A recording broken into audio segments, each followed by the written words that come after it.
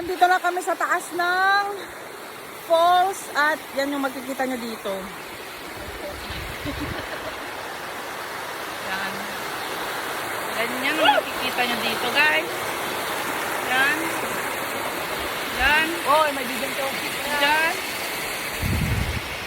At parang merong small na swimming pool dito, guys. Yan o. Napakaganda. Napakaganda ng lugar na to, guys. Kung mapapansin nyo, guys, nandun na yung falls. Doon. Yan. Bumababa yung tubig. Doon, guys. Literal falls na yon. At pwede na lang kayong mag-swimming dito. Yan o. Parang swimming pool na siya. At doon. Pwede lang kayong mag-swimming pool. Doon. So, napakaganda, guys, ng place. Worth it na worth it yung pag-akit namin. Siguro ang pag-akit namin, nandun yung sasakyan namin, no? Yun yun. Doon nakapark yung car namin. Tapos, makit lang kami dyan. Parang nasa 10 minutes lang yung pag-akit.